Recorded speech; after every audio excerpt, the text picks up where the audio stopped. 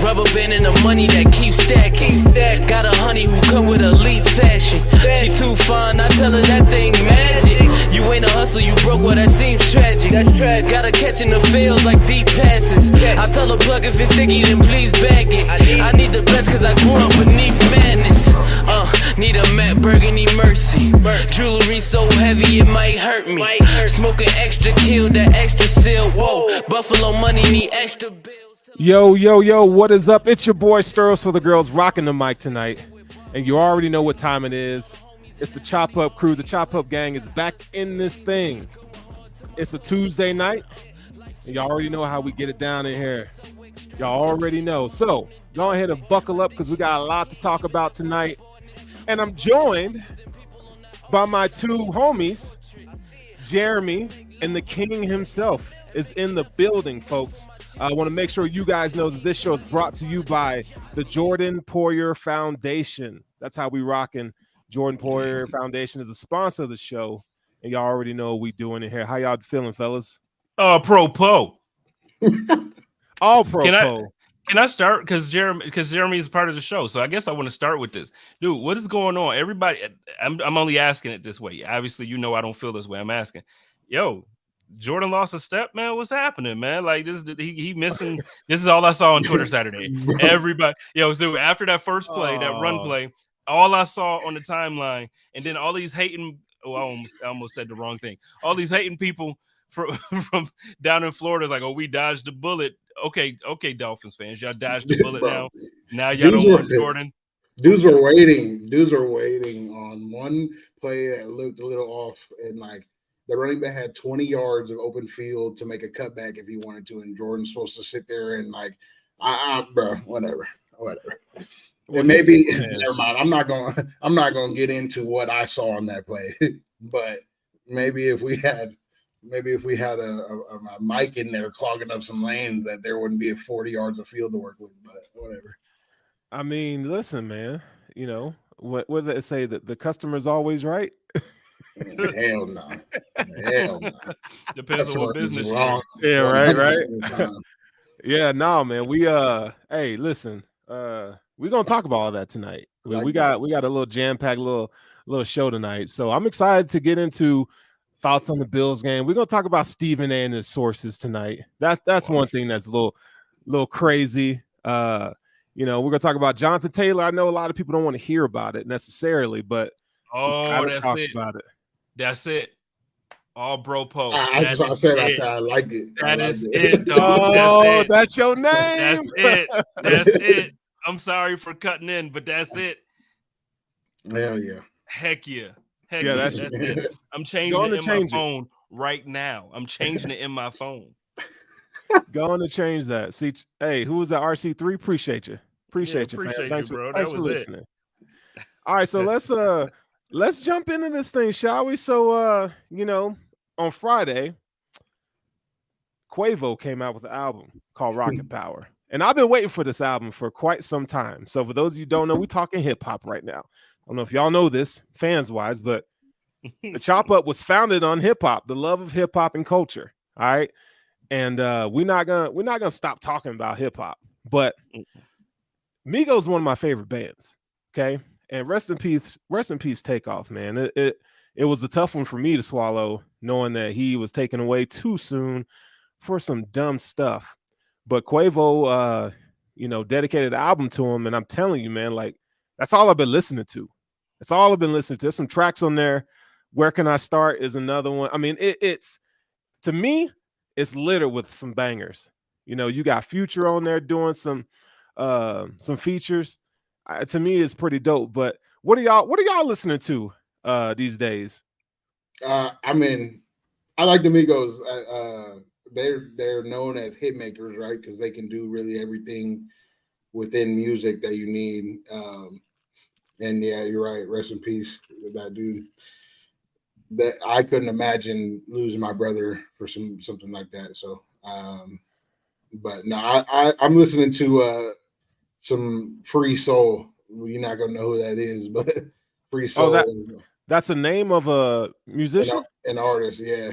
Okay. 3 SOL. But he's like more like some open-minded, like he's got some nice words and he's not big time or anything, but I listen to him. All right. Now I know you, Spence. I know you got some. You know, No, I know you're not like a big Migos fan. You know, I like the Migos. I didn't like them for a while at first. You know, the mumble style for me, and like it's the way they were saying what they were. Their lyrics were always on point, so I didn't have an issue with what they were saying. It was how they were saying it. Uh-huh. This Offset has a record that just dropped with Cardi, like maybe 2 weeks ago, a week and a half, 2 weeks ago. I like the record a lot. I think that you know, I think it's good. So I'll check out the album right now. I don't have anything that I can say like, yo, go listen to this right now. I've been on a bunch of my old stuff. I'm in the 90s space right now. I've been listening to a lot of Mobb Deep, a whole lot of Mobb Deep, a whole lot of Locks lately. Like that's where I've been. And then I've been in my R&B bag. I ain't gonna hold you. I've been on my Jodeci. You know, I've been in that bag. So, yeah. Okay. So I can't even talk too much about the rap. In your feelings type thing. Hey, who hurt you? You know what I'm saying? Who hurt you, Spence? Hey. Let me. It ain't always hurt. Hey, let me tell you a little something, Spence. You're gonna be real proud of me. So on Saturday night, you know, my son is 12. Okay, that's my dog. Leo is my dog. Okay, and he's at the stage where like him and dad can listen to music and just talk about it. And bro, let me tell you, when I put on Jada Kiss for him, my man's was like, Dad, where have you been? How come this is the first time I've heard Jada Kiss? Golly. See? And I'm like, dude, Jada is nasty. He is he's one of the best MCs I've ever heard in my life. Like he's that good. And I don't think he doesn't get talked about enough. I got a question for y'all. What was the first song you remember hearing multiple times and like you always wanted to hear when you were young, like the first song that you ever listened to that you heard it on repeat when you were young? LL, I Need Love. LL, dog, I remember that song. Yeah, I do too. Like it was like the first joint that like it just got me, and I don't know why it's like I just got done saying I'm listening to these R&B records right now, so yeah, I would be the one to say I Need Love from by LL, but no, that was the first one that I remember being like the beat just got, and it wasn't like the hardest beat, but it was just a catchy, you know, the catchy little beat that kind of, you know, and I don't know, it's just one of my favorites, and LL is a legend. I think he doesn't get the love he deserves. Like we all know he's a legend, and we say it when we had these conversations. Right. But he don't get the proper respect that he deserves. Yeah, he's a pioneer, man, for real. I'm gonna say, what about you, sir? This is gonna surprise you, but I'm gonna go Right Here by SWV. That was my jam as a kid. I used to love that song so much. I thought we was only talking hip hop. Huh? You brought up R&B. You know, no, it's cool. It's cool. So if we're doing hip hop, it's 3 6 Mafia for me all the way. Okay. 3 6 Mafia and Outkast, anything by them, I had those albums on repeat all the time. I was thinking anything, and mine was Brian McKnight's Back at One. I think that was the first song that I heard from, because my dad had it on the CD when we was going to my preschool. He played it on repeat every morning, and that was the song that just stuck with me forever. That'll always be one of my top 8. Yeah. I feel that. You an old soul, dog. You an old soul. It's because Faleo, y'all know Faleo. You know what I mean? That's his type of music. That's his. It's just shocking to me because he got all these old head type albums and songs he likes to listen to, but he comes with these millennial takes. I'm unbiased. I'm unbiased. I'm unbiased. Spence, he's like 12 in here, bro. Yeah, he is, man. I'm unbiased. He ain't even got hair on his chest yet. That's crazy. Nah, it's, you know what, man, it's good to bring up music and hip hop or whatever y'all listen to, man, because I know this past year, like, music has been my saving grace. You know what I'm saying? Like, it's been a pivotal part of my mood and how I am. I mean, I listen to all types of music, but man, so wherever, you know, I will say all this to say, whatever everyone's going through out there, make sure you get back to the core, what makes you happy. You know what I'm saying? Listen to music, because it's healing for the soul, man. Yo, real quick about music, you know, I guess it's a cool segue. I don't even know if this was a topic or not. So obviously with all the stuff that's been going on with Lizzo's camp, Lizzo has been, she's no longer being considered for the halftime show. for the Super Bowl. Now Miley Cyrus and Harry Styles apparently seems to be like the front runners. What are your takes on that? Like, how do y'all feel about the Super Bowl halftime conversation? I never liked Lizzo, so yeah, you can tell her. Yeah, I don't know why she was even being considered. I'm gonna keep it buck. All the legends you done had, and we're throwing Lizzo in there for what? Yeah. Look, I appreciate Lizzo because she's bold. You know what I'm saying? Like she just has this, this attitude about her. But from what they're saying in the media about her and what she's done, it kind of, it puts a sour taste in your mouth, man. Like saying she's narcissistic and she's fat shaming people. It's just like, man, dang, why you got to be like that? But, I don't know, man. Like, I like Harry Styles. I like Harry Styles a lot. I mess with I'm not gonna lie. When I was in high school, I messed with Miley Cyrus and her music a little bit. You know what I'm saying? She's done a lot of music. I'm cool with whatever they do. She's versatile, man. Yeah. I like Miley. She's kind of calmed down a little bit. She kind of went through her little phase or whatever, and she's versatile too, man. The girl can sing. Like she's look, man. She reminds me of Steely Dan with that raspiness. You know what I'm saying? Like Miley's dope, so I'm okay with that. Her and Bieber kind of went through the same. Obviously Bieber was more popping at that time, but they kind of went through the same little trials that they went through. So I mess with them because they got over it and they're on a better path now. Isn't Jay-Z doing he's responsible for the Super Bowl music, right? Is that still correct? Yep, he does all I'm sure it's not him exclusively, but yeah, he's over the halftime entertainment selection. Has Drake been on to you? No, and I think honestly, I think if anybody right now can be doing it, I think Drake should be headlining the Super. I think he has enough R&B records and hip hop records to have a show by himself where he doesn't have to bring out, I don't know. I feel like they're missing it by not having. Maybe it's a Drake thing. Maybe Drake doesn't want to do it. Who knows? Yeah, I mean, you put Drake on there. He would shut it down. Like the dude he's people would go to the Super Bowl just to watch him perform. Yeah, like Drake would shut it down. So that'd be cool. I'll be okay with that. And an appearance by Lil Wayne with him too. Yeah, that would be Nicki back there. And bring out Lil Weezy, Chris Brown. Yeah, that old school. I'll tell you this though, before we move on, like when Weezy was like 16, when he was with the Hot Boys, that's when I really like took a liking to him. Like he was ahead of his time, man. Rapping in the South, like he was. How old were you when he was 16? It don't matter. Y'all both old. Yeah, I'm 40. Okay, so we're around the same age. He might be like 4 or 5 years older than me. So I was a young little cat roaming the streets in Chattanooga. But dude, with the Hot Boys, hey man, Lil Wayne was bro. He had bars. Even at a young age, he had bars.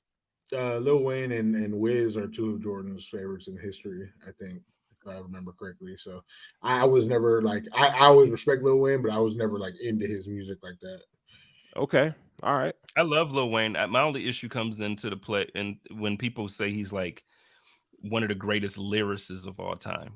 Like that but outside of like certain discussions, I ain't got no beef with Lil Wayne. Like Lil Wayne is that dude. Yeah. I just hate when they throw him into conversations with certain because his style of music to me, like he doesn't have like the deep thinking stuff. He doesn't have like when you're saying greatest lyricist, I'm also thinking like the lyrics have to like really make sense and have a message behind it.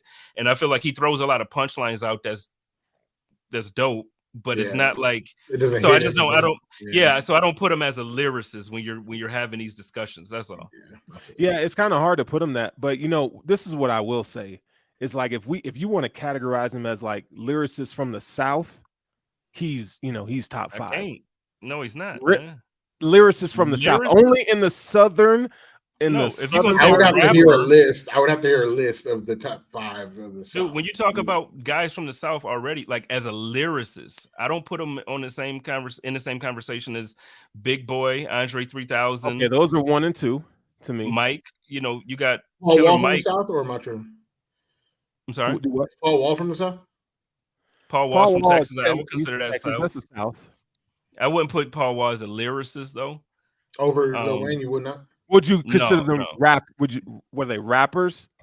Or would you, from someone who used to do hip hop? No, Paul Wall is Paul Wall is like that. No, Paul Wall's like that. It's just that the conversation changes when if you're saying like top rapper, Paul Wall he's a top 3 rapper from Texas. Period. Like Right. Okay. Period. Like they're but then when you get intricate into the conversation, you're saying like, well, no, he's a lyricist. Because like for instance, fast rappers, there aren't many guys I would put over Twista, but I wouldn't put Twista over a lot of guys as a rapper. But if we're talking fast rapping, then Twista's that champion, Twista. Right. So that's what I mean when we change the conversations. So like when we're talking about lyricists from the South, Andre 3000, Big Boy, Killer Mike, those dudes have the type of lyricism that makes you. Lil Wayne, he has a punchline that'll make you be like, okay, but he ain't got nothing that like the lyrics just ain't. It don't match to me. So what about Jeezy? He doesn't really dive deep. Jeezy's legit. I'm putting him. Well, no, I'm putting Jeezy in that list. I'm putting I put Rick Ross on that list. People sleep on Rick Ross. They don't think he's lyricist. Oh, yeah, no, Rick Ross is with it. Rick is like that. So I think really Rick is slept on. We could talk about Rick albums all day. He hasn't missed on an album yet. He does not have one bad album. Right. No, I agree with that. You want to know what the blasphemy I heard the other day on Twitter? Somebody said Young Thug is the best rapper to come out of the South. I'm like,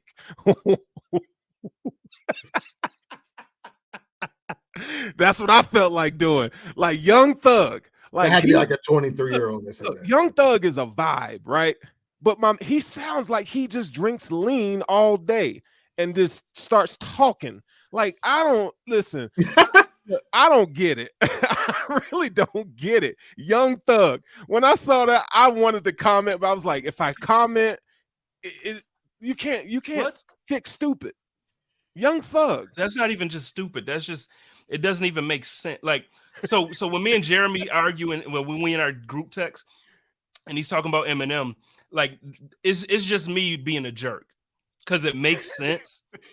Like, so I could get the conversation like Eminem is a top lyricist. Okay. Eminem is a top.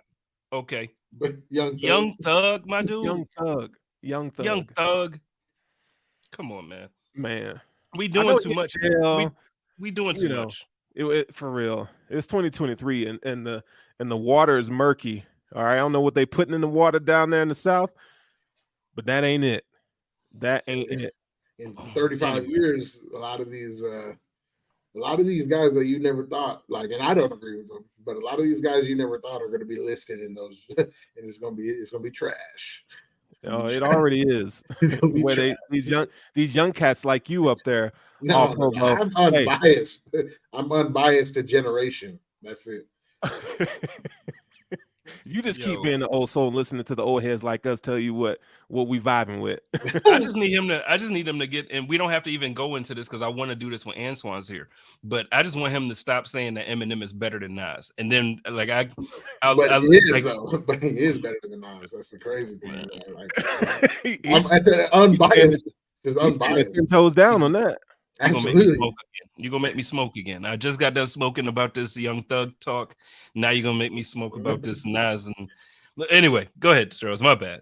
No, it's all good. So we got a lot of hip hop to talk about as the weeks go on and we get into the season. But before we continue, let's read a little read from our sponsor, Picasso. Hey, football fans, the season is here. So that means family, football, and food. But for the NFL's best fan base, it can't be just any food. Bills Mafia only eats the best during the season.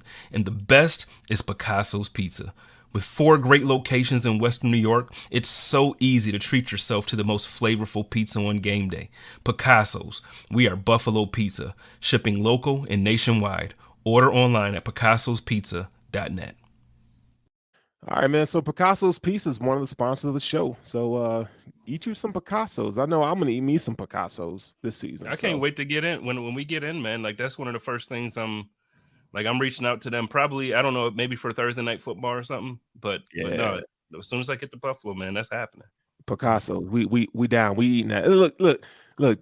Jeremy up there laughing like y'all ain't gonna eat no Picasso's. Look, he got that look on his face. Look at him. He can't eat it. He's looking like that No, he looking like that at me because I'm on this diet. So he Yeah. so you gonna eat this pizza when you get into Buffalo, huh? Okay. Oh, so So that's what you talking about, huh? wait a Okay. second. The I two know. of I y'all already on knew this what it diet? was. Sorry, I got to Both work of out y'all for Spence doing when he this? get down here. It's all good. I got a couple workouts Wow. for Spence when he get down here. So. Okay. I'm actually doing pretty good though, man. Like I'm down. Oh, I'm down some pounds. The boy is feeling pretty. You know what I'm saying? Pants ain't fitting. Boys got to Hell wear yeah. belts these days. You know what I'm Oh, saying? yeah. Boys got to wear belts. Hey, boy. Hey, I'm out here. I'm out Three, here. about 3 You know what weeks, I I might be under. You I over here might be in sounding those like an shoes old again. head. Like somebody's uncle. Hey. You know what I mean? Hey. Yeah. All right, so let's get into what the fans are here for, man. Let's talk some NFL, let's talk some Bills, but first let's talk about this Jonathan Taylor thing. I don't know if you guys have heard about it. He was actually given permission to seek a trade. So we heard, maybe 6 weeks ago that he wanted out, right? But now the Colts have come out and they said, you know what? We'll trade you, but you got to find a partner. So with that being said, now anytime a running back is on the market, the Bills are always a team that's linked to him. Do you guys think that the Bills have any contact with the Colts for Jonathan Taylor? We'll start with you, Jeremy. Go ahead. I'll go first. Bean's always going to reach out when situations like that happen, but he's not going to give up what they're going to want for Jonathan Taylor. As much as I would like Jonathan Taylor here, especially since Cook looks really good, he's just not going to give up what they say they're looking for, which is something similar to a first. I could see like Houston, a team that has a young quarterback, the Panthers, that could trade and do a sign and trade with him so that he signs a long-term contract with them at some point. I could see that happening, but I don't see either the Chiefs or the Bills making that move. Well, I can't speak to the validity of this report, but somebody literally just messaged me on Twitter that the Buffalo Bills, Miami Dolphins, Denver Broncos, Los Angeles Rams, Minnesota Vikings, and 3 other teams have spoken with the camp of Jonathan Taylor and are currently interested in trading for the all-pro running back. I mean, all 32 should be interested. Right. So, but I mean, that just to answer the question directly, Sterling asked if the Bills would be in touch with the camp. Yeah. If this report is true, they've been in touch with the camp, at least to find, I'm sure just to find out what the price is. Like Jeremy said, Brandon Beane's going to do his job. He's going to call and ask. I agree that I think they're expecting Cook to be worth what they spent for him in draft capital. So now if this is me, I've absolutely called and I look, I make the trade. Oh, I do. Obviously I'm not giving them a first round pick. I'll give them a player and something else or whatever. I'll figure it out. But the thing is, because we have guys that we're probably going to cut. We have guys that we can probably find some value that they would find value and we can move. Sure. But the thing is, when you look, let's be honest. I get it. Last year was his rookie year, but we haven't seen James Cook be a stud yet, right? Now we're hoping that he is. Right, but the thing is, we want Josh to not take as many hits. We want Josh to not run the ball. How do you do that for sure? You for sure get a guy that can do it. And look, right now he's on the last year of his rookie deal. You can get him. You can kind of show him some love, treat him right, get that extension, do the shady thing that we did. Do it again. He's still young. What is he, 24, 25? Yeah, he's 24 years old. So this isn't even the same situation where you're talking about a 30-year-old back looking for a payday when he's hitting that cliff age. This isn't what you're talking about. You got a young running back. You got a guy that's led the league in rushing yards for a season, or he was at one point the best running back in the league, not too far removed from that. If I'm Brandon Beane, 24, you got guys coming out to draft that's 23.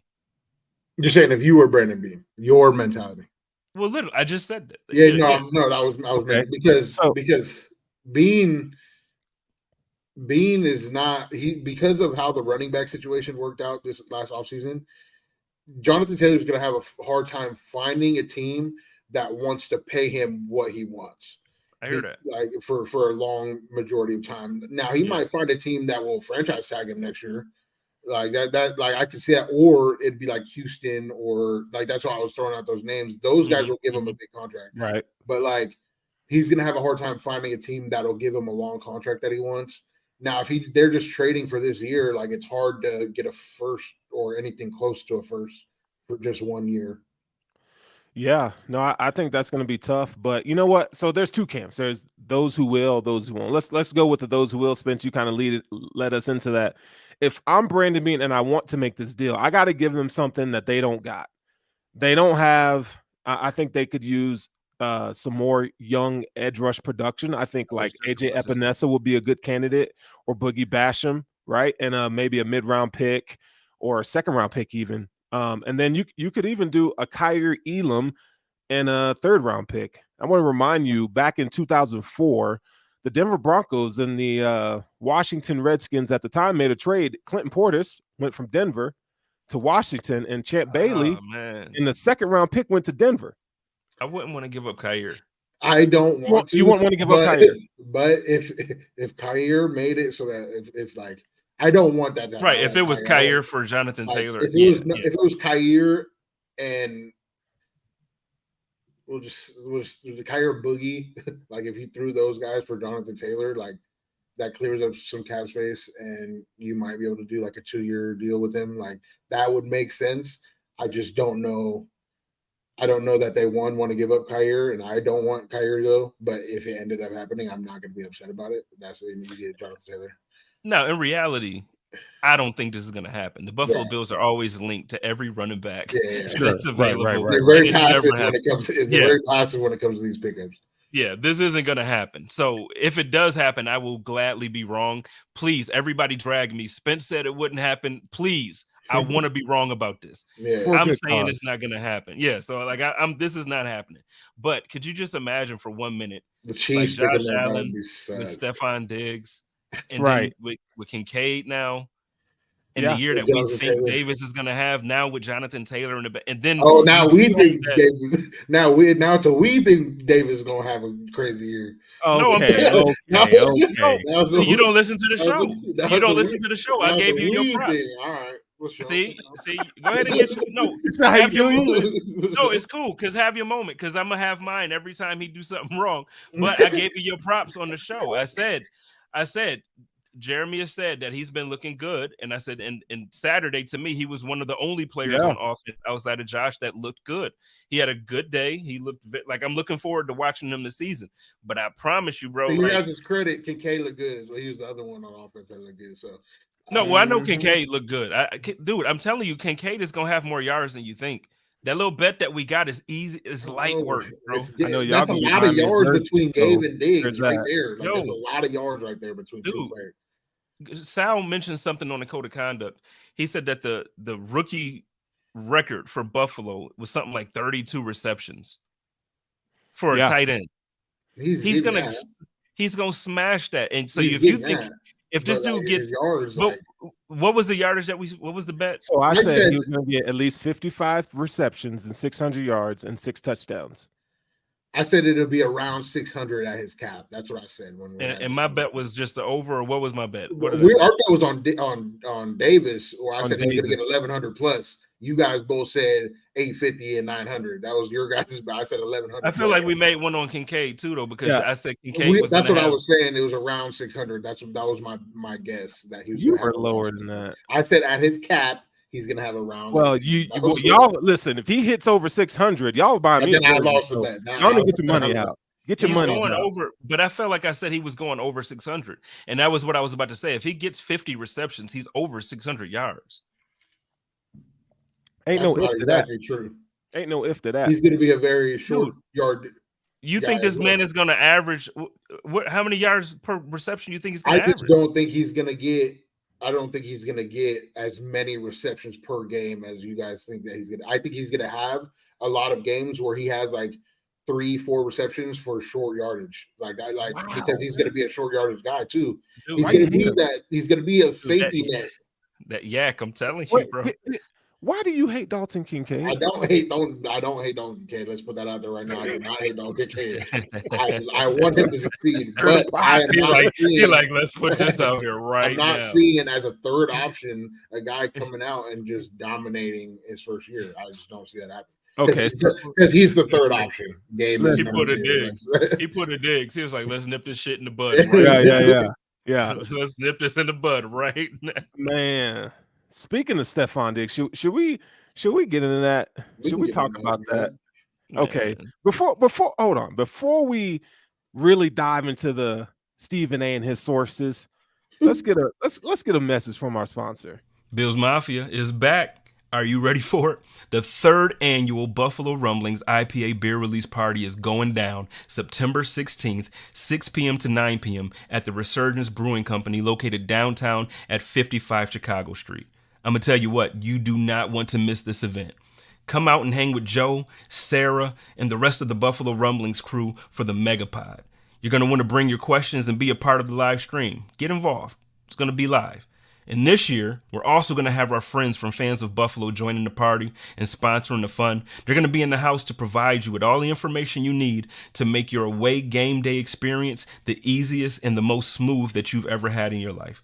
I can promise you, they do their job very well. So make sure you make it out Saturday, September 16th, 6 p.m., Resurgence Brewing Company, 55 Chicago Street.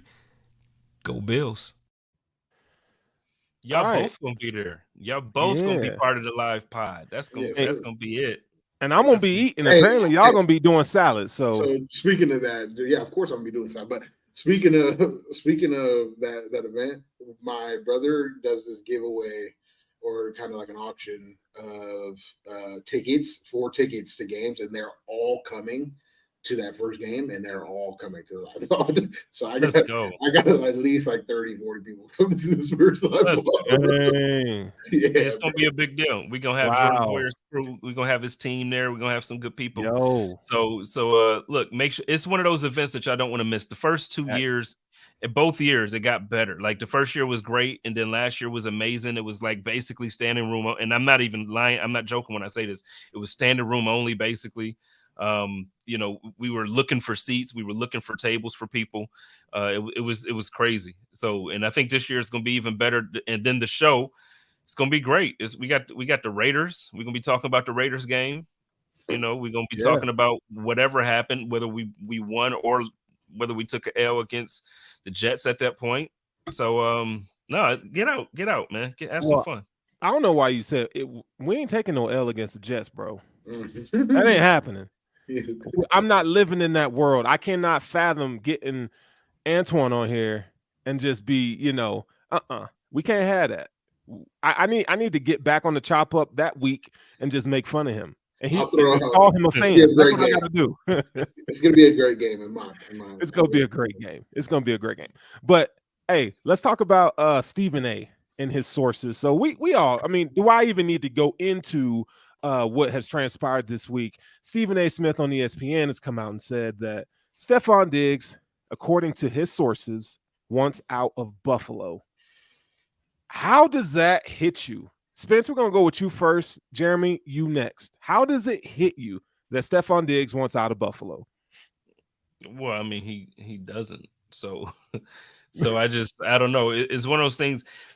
These are the moments that gets tricky for me because, like, with what we are doing, some of us take it more seriously than others, and like, so what I'm doing with the podcast, I'm trying to make connections and network and meet people and grow and all this stuff. So Stephen A. Smith is one of those guys that I look at and I try to always speak highly of, and this is one of the dumbest things that he could have said. Like, there's so many relationships with the Bills beat that this team has that they've reported. Sal asked the guy straight up. He asked Diggs straight up, and I get it. Diggs can say whatever for media and then mean something else. But Diggs, I'm telling you, man, like, even if that's how Diggs feel, he didn't tell Stephen A. before he's gonna tell. Come on, man. Like, it's just it. Go ahead, Jeremiah. I look at it from a different point of view, as far as like, all it takes is Diggs to say, bro, I hate playing in that cold ass weather, or bro, like it's hella cold out in Buffalo after one playoff game last year, to somebody that then tells Stephen A that, oh, he really doesn't want to play in Buffalo. Like that's all it takes for Stephen A to come on a show and be like, my sources say Diggs don't like playing in Buffalo. And that's all it takes. One little it's like telephone. This whole media thing's like telephone, and we never know when it gets to the end what really it's gonna say. You know what I mean? And so I don't hate Stevie. I mean, it's probably not something, because it creates narratives that they're trying to create, and that changes an outlook of what a team's dynamic. So say like the that team actually took it and was like, damn, Diggs don't want to play with us. Say that did happen. That would be Stephen A's fault on a false pretense. And so like I can't sit here and say that was responsible of Stephen A. It's not, but I'm not going to sit here and say he was lying about his sources. He definitely could have had a source that said that Diggs don't like playing in the city of Buffalo. Diggs don't like playing in the cold. Diggs don't like playing, or Diggs was pissed at Josh last year, and then he just says it then. Those are all possibilities that where he could have said, okay, now Diggs doesn't want to play in Buffalo, but that creates a narrative that's irresponsible on his part, in my opinion. But it's also about timing and Right. what we do. You know, we understand that there's a responsibility to just be honest about things. So like, okay, yes, if that's your source and that's what your source said, when was the add context to it? Right. Is this something that you heard last night? Is this something that you heard when you say my sources said, listen, no. And what exactly did your sources say? Yeah, go be clear about it. Don't be so vague, because stuff like that, like for people in Buffalo, football is life, bro. Like the Bills are life in Buffalo. And this conversation about Stefon Diggs is a big deal to a large number of people. So when you come out and you say something like that, that's why. And normally, and we all know Stefon Diggs is the he's the king of going on social media, dropping these little nuggets where he's cryptic like messages. like, so he's the king of that. With this, he came out, no, let's just go ahead and nip this in the bud. His sources are wrong. Like he came out and said, no, let me be honest and clear about this. So no, let's just relax. Oh my God. Yeah, so I got a different perspective on this. So like we've all been in some kind of relationship or seen a relationship where one of the parties in a relationship gets mad, and then that party says stuff that they don't really mean. So let's just say that when things were going weird after the Bengals game, he probably stated somewhere and said, you know what, I don't want to be in Buffalo no more, to his homies or something, right? And we all been there. We've all said things that we don't really mean. And it came to a head. He had all offseason to kind of nip this in the bud, because he was going through his feelings. And he has every right to feel what he feels about the situation. If I was him, I would be mad too, but I'll probably go about a different way, but I'm not him, right? So he comes out, gets a training camp, the whole thing with Sean McDermott, which I think he poorly handled. Diggs went home or whatever. We know the story. And then apparently him and Josh kind of work it out. And he comes out publicly to the media and says, you know, this is all, we're all good. So it's like, why in the media do they think that just pooping on the Bills this offseason, like that's the trend, that's the cool thing? Like I go into work and people are like, yo, what's up with Diggs? Well, he's just a diva. What's up? And I'm like, what are you talking? Where are you getting your media? Where are you getting this stuff from? Well, it's crazy. To be fair, there's a gray area of media, and that's when you win a championship, you get to be the Chiefs, and nobody talks about you all offseason because you're there, and you're not talking about the incline, you're not talking about the decline of other teams. We were the darlings going into last season. Mm-hmm. And so we got all the positive things. But now, since we didn't win, we're going to get all the negative. And until we win a championship, it's either going to be one or the other. They're either going to predict us to win a championship and we're going to be the darlings, or they're going to predict us to be a bust and we're not. And I think it's fair, and I like it. I appreciate it, and I want to keep it going. That's why I got on here first. Like I said, we all know how I feel about Jordan, but that's why I started at the top of this. Jeremiah, what happened? Is your brother, did he miss a step? Is he losing a step? What's happening? Because I want that narrative to run. Go ahead. I want them to have. So when Jordan's on the field, like I know he knows I don't feel like, but I want him to think of, man, Spence brought this up on the show. Am I losing a step? Think of that when the next guy hits that hole. Let me show I'm not losing a step. Bow. Like I want them to use whatever that they hear, wherever they hear it, whether it's these shows, the national shows, right, newspaper, wherever I don't care how they get their information these days, but wherever you hear that stuff, I want to hear it. And I want to see these guys use it as motivation this year. And I want to be completely candid about Jordan in general. Jordan really don't give a damn about what people think anymore. And like that used to be something that it used to be somewhere he'd go on Twitter afterwards and kind of see all the things, whether it was negative or positive. You live on the highs and you live on the lows. And now Jordan does not give one damn how anybody thinks about him or his playing or whatever it is. Like, I'm gonna text him something like I'm before the games or something. I don't know. I'm gonna just find the most negative motivation. Tweet. Yeah, this is the most negative tweet that I see every week. Even if you don't, I love you back. That's what he's gonna say. He's gonna say, "I tell him I love him." That's what he's gonna say back to you. Even if I love him, and that's fine. I'm gonna tell him I love him when I send it. But every week I'm gonna find the most negative tweet about Jordan Poyer from the week before, and I'm gonna send that screenshot to him every single week. That's what I'm gonna do. I screenshotted a few after that. It's all good. Yeah, but no, I'm gonna send it to him. No, I want him to see it. Even if he don't care, I want him to tell me, Spence, stop sending this shit. Like that. I want him to not care, but I'm gonna do it. I hope it just hits a nerve. I want these guys to just go out there and be motivated to dominate this year, man. Like be disrespected. He's motivated, bro. Trust. Oh, I know he is. I know he is. Dog, don't text it to him. Send him a video of you saying, just go ahead reading these mean tweets. do a recording clip like a reel. Just be sitting there reading mean tweets about the Bills players. I'm gonna do an edit before the end of the year, like when he has 5 picks through 7 games. I'm gonna do an edit talking about like all the shit that I didn't screenshotted. It's insane though. It's crazy. It is. Bro. It really year is. after year, though. Year after year, this happens. Like when he first got here, you should have seen how many screenshots I got. Who was Jordan Poyer? Who was 4 picks in? Oh, okay. All right. Well, to be fair, when he came in, he wasn't the name, so I can get that. No, but I can get that. Right, but like it was disrespectful. It wasn't in theory like who did we just pick up? It was disrespectful. Okay. Yeah. Yeah, I mean, like, who's that guy from the Browns? You know what I'm saying? Poyer. Yeah. Bro, why do we just pick up this injured? Like, Oregon State? They said the same about Micah, and to me, it was like, yeah, I didn't know much. So I'll admit, I didn't know much about either. You know what I'm saying? And it was, to me, it was the perfect combination.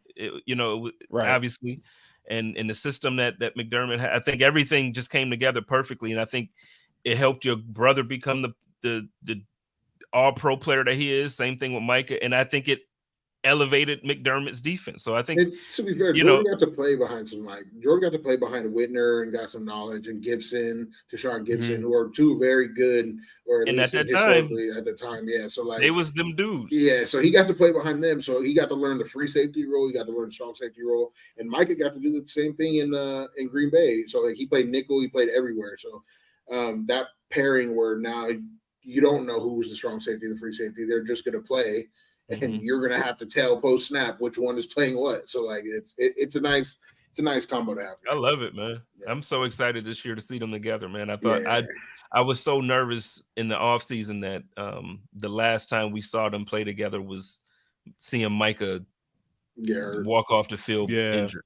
I was so nervous about that. I mean, Jordan kind of thought like that kind of sucks too. That thought probably ran through his mind too. So wow.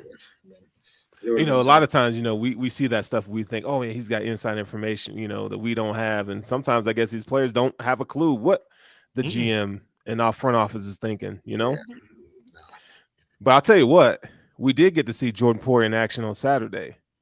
And we should talk about these Bills because it's got some people worried. Like there's some real concerns out there. Oh, yeah, okay? I want to talk about this. Let's jump into the game against the Steelers on Saturday. Spencer's like, I'm out. I'm like, all right, peace. You don't want to talk about the game? No, I'm down. I'm just joking. It was sloppy. It really was sloppy. And it's one of those things where it's like, me and my son, we're watching it, and I'm like, son, it's only preseason because he's over here getting pissed. That dude, he loves the Bills, man. He be over here getting pissed. I'm like, son, it's okay. Like, but Dad, like, why does Tyrell Dodson suck? It's like, okay, Why does he suck? Yeah, it's like, calm down, Leo. Like you worry about your blocking technique, Mr. Left Tackle. All right, you can call Deion Dawkins and tell him to give you some tips. But it was sloppy altogether, man. And are you guys concerned about the play? It was sloppy, 12 penalties. There was really no rhythm on offense from the first team. Defensively, it was kind of ho-hum. Like, what's your thoughts on that? Jeremiah, go ahead. I'll say defensively, like they, other than one play that they gave, they didn't really play bad.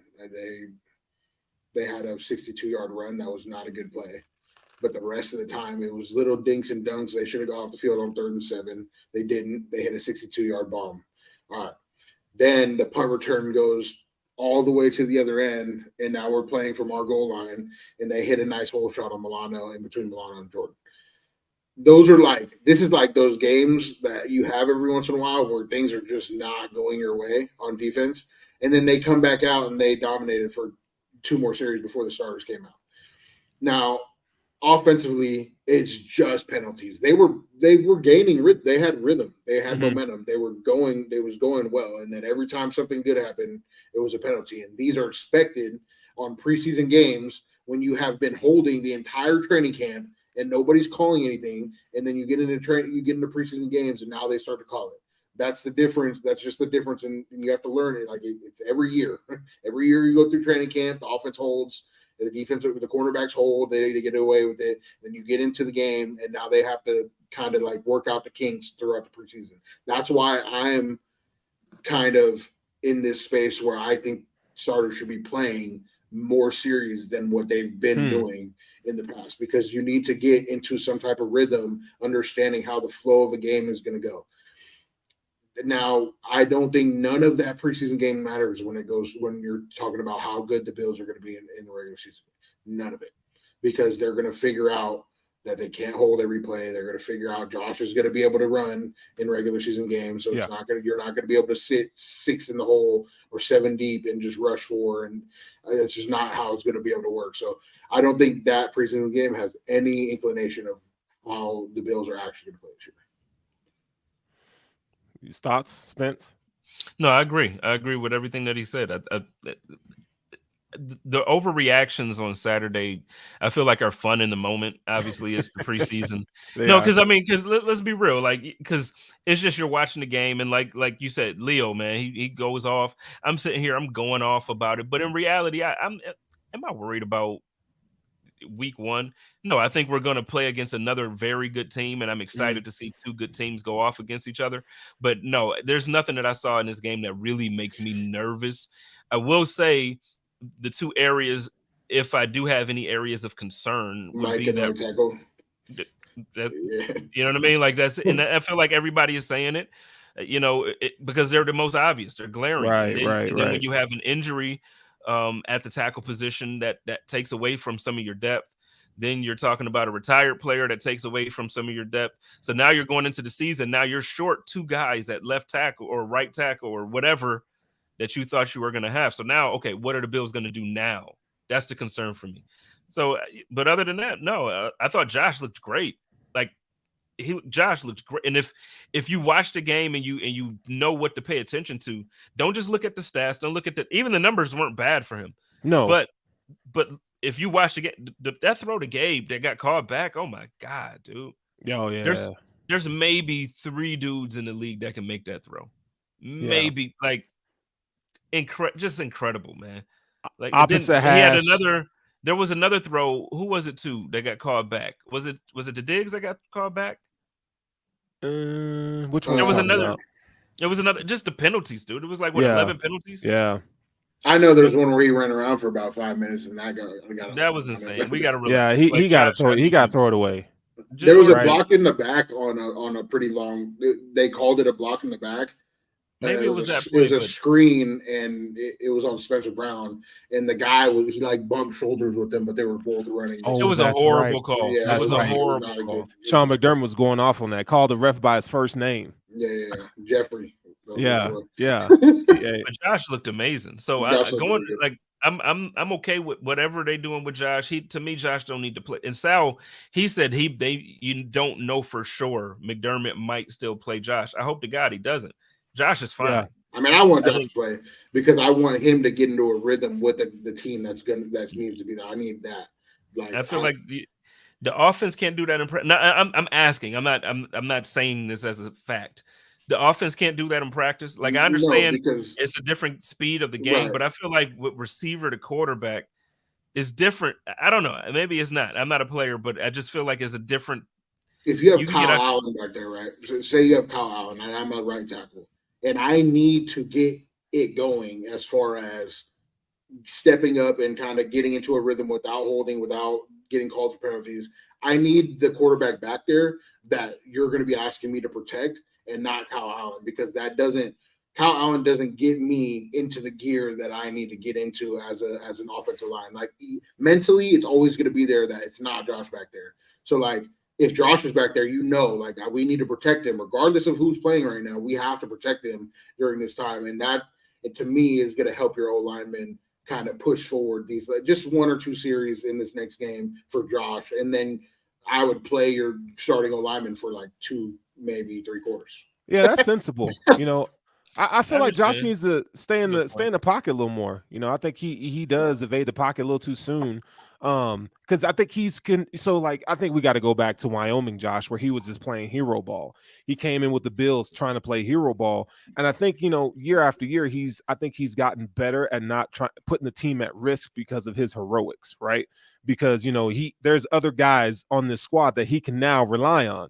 So I think it's learning, like, okay, dude, like I don't have to be Superman every play. I think that's part of the reason why they shift the whole offseason perspective to getting him weapons on offense. I think the Bills have a really good wide receiver core. I think it's middle of the pack in the league. Like, maybe top 10. I would say they're top 10 with the emergence of this wide receiver core. This wide receiver core. I think it will be top 5 before the end of the year, in my opinion. If Gabe is doing what we think he's going to do, it'll probably be top 5. And I really do like Kincaid, Sherfield, and Hardy. One of the really cool things I enjoyed about that game was seeing Deontay Hardy in the screen game. That was one of the things I was really excited about, because I think we've talked about this offseason where we need to see them like participate in the screen game. I love that. And then there was some like variety with how they were deploying Kincaid, having him in the slot. Like the way he sets up linebackers and crosses the face of them. And I mean, he is good. That dude is good. And he's going to open up the middle of the field like the Bills have never had with Josh Allen as their quarterback. And I think it's going to make Gabe better. It's going to make Steph be able to eat a little more. And when the Bills get Jonathan Taylor, just think about the light boxes that we're going to see. Like, you put Jonathan Taylor with a light box, you give him 10 carries, he going to get 100 yards. He's not coming to Buffalo. No, he's not. But could you imagine him on his team? He's not coming. But could you imagine it? Bro. I'm going to give Cook the benefit of the doubt and say that it'll look similar to what Cook's going to give this year. If Jonathan Taylor did come to the Bills, I'm going to give him the benefit of the doubt going forward, just because I have faith that he's going to be solid. But, no, I like Cook. I think he's going to eat. But we know Jonathan Taylor is really good. Hey, but I'm going to give this offense. You could put James Cook in the Nyheim Hines role, kind of that. Hines didn't have a role. He did have a role. Kick returning and punt returning and doing. He was gonna catch passes out of the backfield. Stop it. You know it. He had one little roundabout thing that Ken did. Dorsey said he was going to catch passes out of the backfield. Okay. Ken Dorsey. I'm going with Big Ken. No, but what it could look like, it could look a lot like what the Saints offense looked like when they had Mark Ingram and Alvin Kamara, and that type of offense where you have somebody that can just run dudes over, that can push the line. I also think y'all sleeping on Damian. I think Damian Harris is gonna be a big piece. No, I'm not sleeping on him. Look, I'm happy with what the Bills have. What I'm saying is, though, there's some guys that, like, you could be happy with what you have, but when it's available, it's time. You know what I'm saying? Like, right. Like in the NBA, if Brian is saying, "Yo, I got 1 year, I'll play for any team this year before my son come out." 1 year, I'm not trading a first-round draft pick. Oh no, not for that or anything similar I'm not if you one of 1 those year. teams, if you one of those teams, this is where I'm at different. I think very differently than a lot of people. I think a championship is worth more than a first round draft pick. That's me. If I'm a GM and I feel like my team, most teams, if they feel like they're close, they're a lot closer than a LeBron James away. So Okay. if I'm that close and I'm like, yo, I would absolutely trade a first round draft pick for LeBron James for 1 year to pick. Like, imagine, are you kidding me? Imagine this year, like imagine the Suns. Mhm. They got KD, Booker, Bill, Ayton. You know what I'm saying? So like they're not a LeBron James away. They got good depth on the bench this year. They're a team that feels like they should be competing for a championship right now, right? So then if the Lakers said, "Yo, we'll give you Bron for a first rounder," you mean to tell me you wouldn't trade a first round draft pick for LeBron James for 1 year? That's different Hell though, yeah. because that team is still going to be good when LeBron James leaves.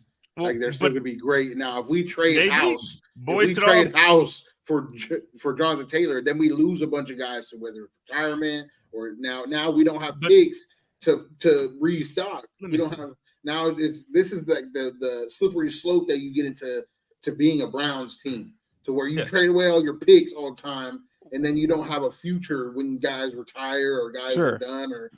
But it's that model has worked. I mean, look at the Rams a couple years ago. It worked. But now they're trash. Yeah, but also, you're not trading for an aging player. This dude is 24 years old. Yeah, but you have to give him. You have to give him the money that he wants, or he's not going to stay. So you're trading a pick for 1 year, unless you're giving him money that we don't have. But how many? But okay, so where the Buffalo Bills draft every year, we're good now, right? So we're gonna be. You figure we're gonna be in the bottom 10, hopefully for the foreseeable future in draft order. Right?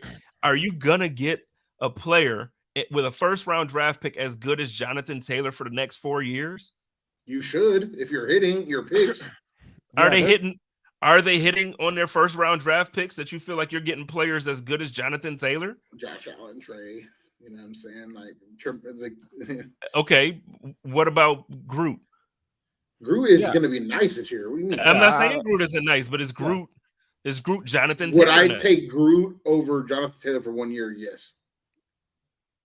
I would too. But let's put it in this perspective though. Let me interest you guys in something right here. So I'm looking at the running back contracts, and I'm just doing average year. Okay. We know Christian McCaffrey, 16 million, right?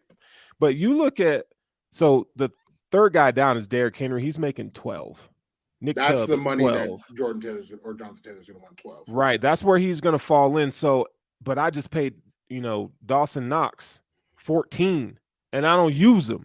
You see what I'm saying? Like, I'd take a Jonathan Taylor over a Dawson Knox. I don't want to say mistake, but like that is a tough one. That's a tough one. For sure. If you knew you were going to get Kincaid, you probably don't pay Dawson Knox that money, but like you didn't know that. I like Dawson Knox, but I wasn't gonna pay him what they paid him, knowing that they don't use him. They don't use the dude. You know what I'm saying? So I would take a Jonathan Taylor if I'm paying him $12 million a year. I would do that. I would do that if we had that money. If they had that money, happen, though, I think they can make that happen. And right, it's a combination. It doesn't have to be a first round draft pick. So again, we're talking players. You could get a AJ Epinesa or a Boogie Basham. AJ is not going to clear it. No, Boogie, but a combination. Kyrie, maybe. Yeah, you'll get back a second rounder for maybe a Boogie. You'll get back a second rounder, a third rounder for, you know what I mean. So like when you add it up with different things or with different players, you can make the value be close to without giving like guys that you're probably going to have to cut. The Bills roster, like on the defensive line, we're going to have to cut. I agree with that. Yeah, I agree with sending a bunch of thirds. If you want to send like whatever, but I just don't think. I think the Colts are going to get a first that they want. All right, I got something for you. I got something for you. Tell me somebody like Houston. Houston doesn't have a first round draft pick. They gave it to Arizona or somebody like Houston. So like the Panthers, they'll give up a first for Jonathan Taylor if he's going to do a sign and trade. Oh no, for sure. But let's before we go, I got a trade proposal for you guys. So you guys are the Indianapolis Colts GM. Okay, I'm calling you. I'm going to offer you guys Kyer Elam, okay, Ryan Bates, and a 3rd-round pick for Jonathan Taylor. Would you take it? If I'm the Colts GM, no. If you're the Colts GM, you want to take that. No. 3rd-round pick, Kyer Elam and Ryan Bates. No. No. But the Bills wouldn't do that anyway because they're already hurting on the offensive line. They're short for players, Bates so they're is their not going to backup be. for center But, guard. yeah, and A guard. good trade though, but a good trade has to hurt a little bit. It can't just be the Bills. But that's are one just, that will hurt too much. That's not a little bit. The Bills are already short, like offensive, like one retired and we're out one for the season. You know, so that you had 2. No, it's not happening. It's gonna hurt. It's just that is not something. You think that's too much? It's not even too much as far as value. It's too much as far as, well, technically it is value. It's Bills' value this year when they don't have a depth at guard or center. So like Bates is their backup for all 3 of their starting guard and center. They just can't give that up for Nick Broker, Alec Anderson have been playing well. You know, do you know, y'all don't think that one of those guys can step in? We got David Edwards as a backup guard who has starter experience. Like I think, you know, I know what the Bills are saying, but I'm telling you right now, I do think they could part ways with Ryan Bates and be okay. If you're talking about now, this is back to y'all's idea of going for a championship. You do what you got to do to get Jonathan Taylor, right? Given that injuries happen to the offensive line, I think giving up Bates would hurt more in a full season than Jonathan Taylor would help coming back. Okay. As much as I like Jonathan Taylor, I just don't. I think Bates is that key too. Because I think you keep Bates and you go and get a free agent, or you find somebody on the waivers, or you trade. Jason Peters got to be on the phone. In my opinion, I'm calling Jason Peters because I don't think he's going to. See, Jerry Ostrowski thinks that he's washed, man, and he says it. He says it clear. He's like, no, man, the dude can't last for a full season. Maybe a couple games. You don't need him for a full season. You need him to go in and out with Spencer Brown and teach Spencer Brown how to play right tackle as a pass protector. And so like he doesn't need to play a full season. He doesn't even need to play multiple games in a row. He could sit a game, play a game, sit a game, play a game. But like I'm still going to get him. Is it a teachable thing for Spencer, or is it? No, because he's a run blocking guy. He's a run blocker. He's a great run blocker. That's why if we had a 6-0 line thing, yeah. No, I think it's valid. I mean, I just want to throw that out there. But hey, listen, we're out of time tonight, folks. We are out of time. You know, this has been a fun little episode with the King. What we calling you now? This one flew. All bro po. Hey, bro po. You guys are listening to the Chop Up right here on the Buffalo Rumblings Vidcast feed. Make sure you guys tune in next week because we're gonna be back here and it's gonna be hot. 8 p.m. 8 p.m. 8 p.m. Eastern time. So I ain't gonna mess that up. We're gonna be back in this thing. But hey, Spence, because you're here, why don't you go ahead and sign us out with your iconic saying at the end of each show? Shit. Y'all know how we do it over here with Buffalo Rumblings, man. Y'all love each other, take care of each other, and live in peace. And as always, stay positive, test negative. Go Bills. Go